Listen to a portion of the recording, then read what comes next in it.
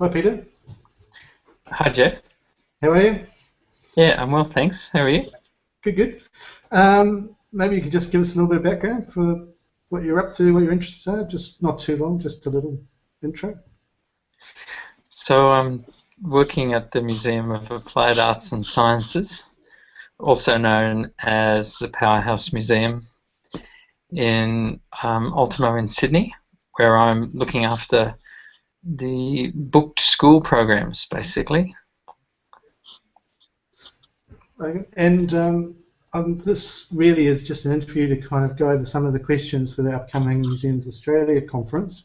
Hmm. And we'll send a couple out to you. And one that you've decided to have a go at is the audience has been empowered in recent years. Are we too obsessed with audience needs? Do you Hmm. think you could give us a few of your views on that one? Hmm. So I probably think we're not too obsessed with audience needs. Um, I guess. Um, why do you have museums? Like have, if you're not delivering value to audiences, then I think it's quite hard to justify having museums. I don't think that I quite like the way George Hine talks about objects, and he says they have no meaning in and of themselves. It's only through interpretation. So you've got to have. Sorry, I was just wondering, do you think that some audiences have benefited in the past more from museums than others? I mean, it's that sort of egalitarian thing, isn't it? Like, who is your audience? Who is the audience? Yeah. Well, we want the widest possible participation we can get to for the value in the collection to be expressed, and for it to have some kind of significance in life, I think. So to me, I mean, my primary focus at the moment is young people who are attending school. But in general, I think I'm a big fan of the Nina Simon participatory museum idea, um, where museums are places that people will choose to go and have social experiences that are enhanced by the context and the setting and the surrounding, which can include research and objects and fascinating things. But do you find that, like with I know that we did some stuff around project-based learning a couple of years ago, and that seemed like a fantastic idea to kind of, but it's not just an audience, not that they just come in the doors, look at something and go out. Yeah, as you're saying, this participatory sort of Mm. element's really crucial, isn't it? Yeah. Well, so I think a lot of people come to a museum.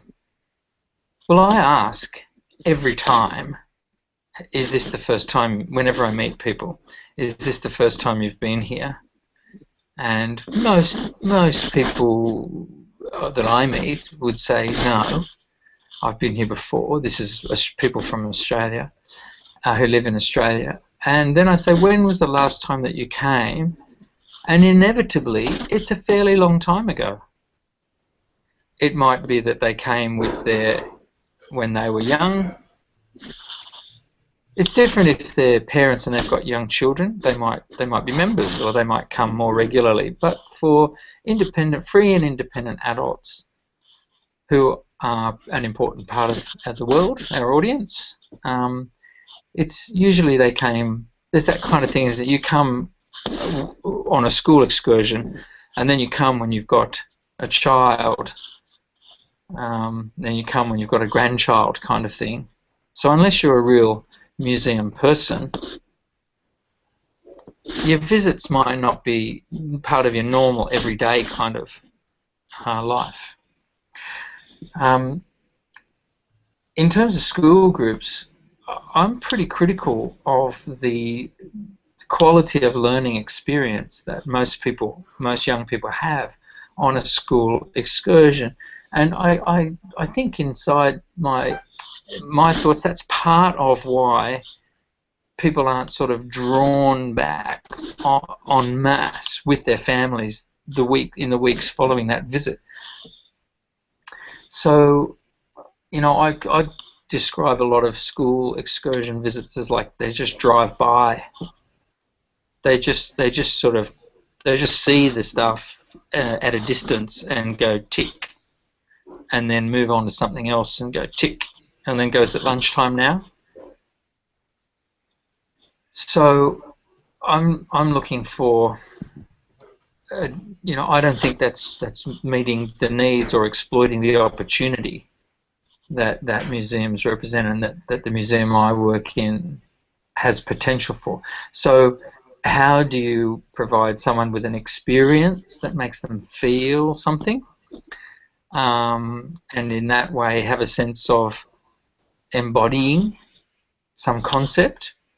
Or how can, what I've been concerned with in a lot of my work, which has been in a digital media area, it's been more like, well, what does it feel like to make something? Everything in this museum, somebody has made it. So how do you feel when you make something? And having felt that, does that impact on the way that you then go and experience other things? So the things that say for instance, that work you were doing with the Minecraft 3D sort of mapped things, that was pretty amazing. They kind of ended up not only making things, but making something that went into a display that other people could then participate with. So they were engaged in the whole process. So that was pretty. So could you just give us a little bit of a background on some of that? Yeah, so I'm also happy to go back now or at a later time to the project-based learning stuff. But what you're referring to is we created a little app called ThinkSpace AR for augmented reality.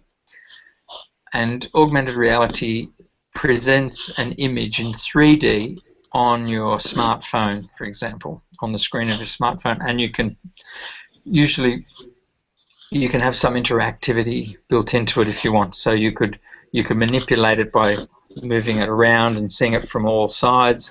Or in our one case, these kids built a beautiful pyramid in Minecraft, and we extracted that model out of Minecraft and put it into ThinkSpace AR.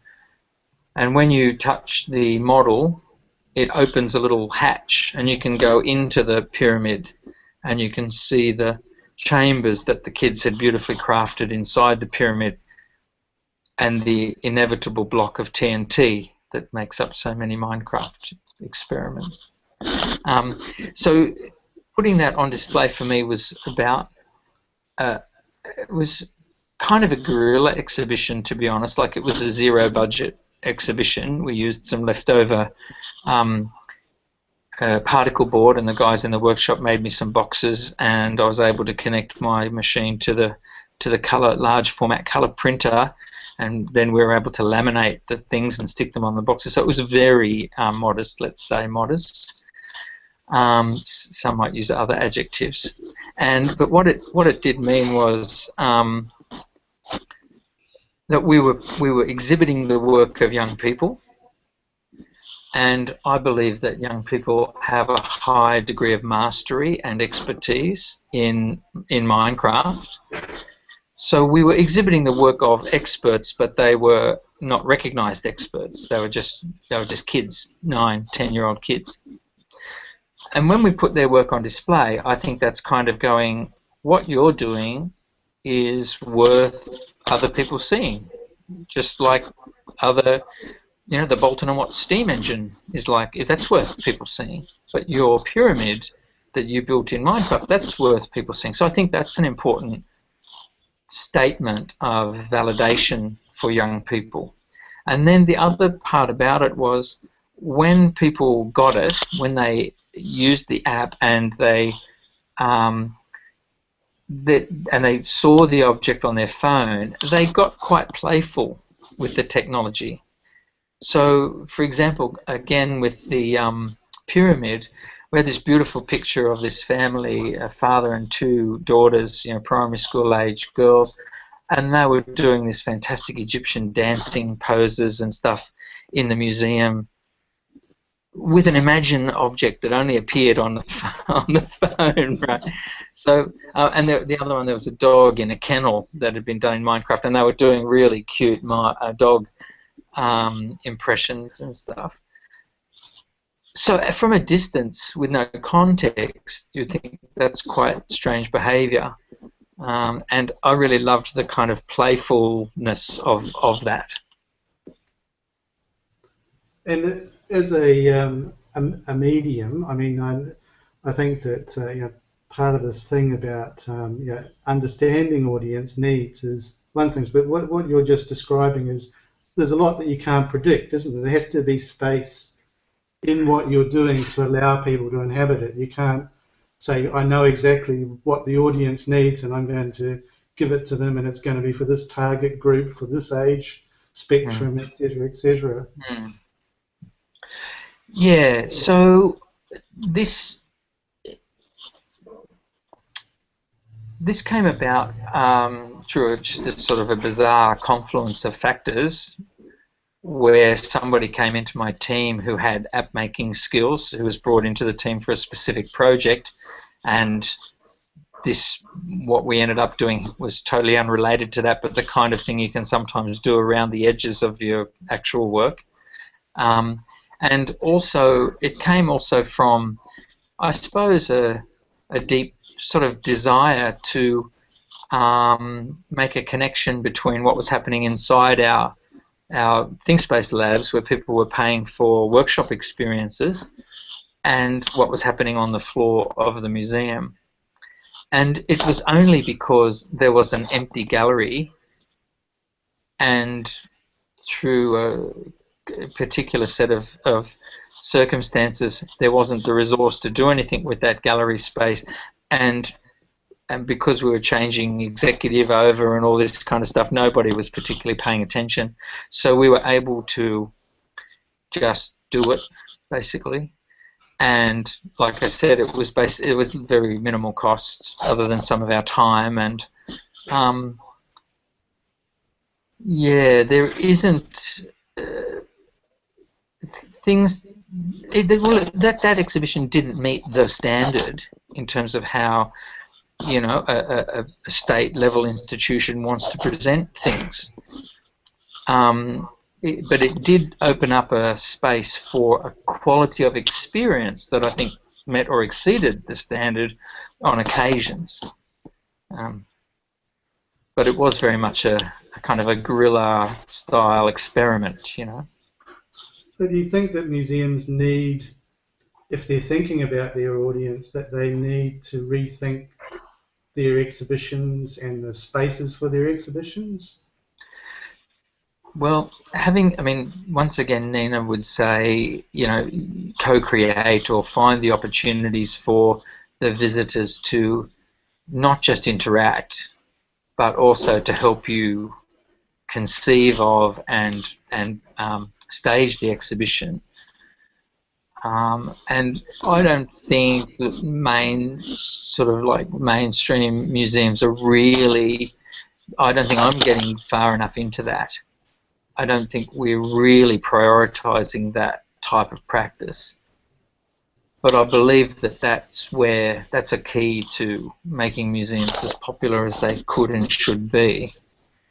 And I think if you're going to do that, and you're not going to, there's got to be some kind of spontaneity and freshness to what you're doing. So you are going to have to be prepared for there to be then a mixture of presentation standards and experiences as a result. And I'm not quite sure that there's not really a policy or or a shared understanding about how that could happen yet. I don't think. Maybe there are examples of it in some places, but I haven't seen a lot. So I mean, the other thing I guess is that we're kind of a lot of the time we're focused on audiences that have been made up in people's minds. They're groups that people have decided. It might be a family, it might be by marketing, it could be sort of socioeconomic. There's a whole lot of things there, but it does seem like technology is creating different kinds of groupings of people, and that you can't rely on sort of expecting this kind of audience, and that makes it difficult, doesn't it, for museums? Well, I just think you can't pretend that build it and they will come works. I think if you're not getting buy-in at the point of, like, we could go this way or this way, which way do you think? If you're not getting buy-in early on, if you're not getting your kind of key stakeholders to the conversation early on, and then actually demonstrating that you're not only listening, you're changing as a result of their input, you're missing out on a real opportunity to kind of generate that kind of support and levels of participation that I think we want but aren't currently getting. Yeah, I think there's a guy, James Paul G. He's a professor of linguistics at Arizona State University, and he's written a lot about computer gaming. And he talks about the passionate affinity space. I love that sort of phrase, the passionate affinity space. And he talks about that as, he talks about SimCity actually, but it would be equally true for Minecraft, or he also writes about World of Warcraft. So the idea that we're attracted to the idea of this particular platform, and we're able to come into that platform with a little bit of knowledge or no knowledge or quite a lot of knowledge and do our thing. And then as we interact in that passionate affinity space, even though I only know a little bit, I might find myself helping somebody who knows less than me. Or if I know quite a lot, I might find myself learning something from someone who knows, well, perhaps more or perhaps less than me, but knows something I don't know. So he talks about that the online gaming community as having a lot of the qualities of a really good learning space. And I think also because in museums we're collecting around topics or themes, and so we're passionately interested in those, long-term interest in engineering or health and medicine or whatever the topic is. But are we creating that kind of space where people can come in and participate at a low level or a medium level? They could be just a browser, they could be someone who wants to come in and sit right beside us and talk to us at a really expert level, and be listened to and have the chance to impact on it. Well, look, I'm probably going to sign us off then, but it'd be really good to revisit. I have a feeling that someone started up a grinder in the background next door. So I don't know if that's going to be great background noise, but thanks so much, Peter. Let's try and catch up again and follow up maybe with some of the other questions. All right. Okay. Thanks, Jeff. See ya. Peter.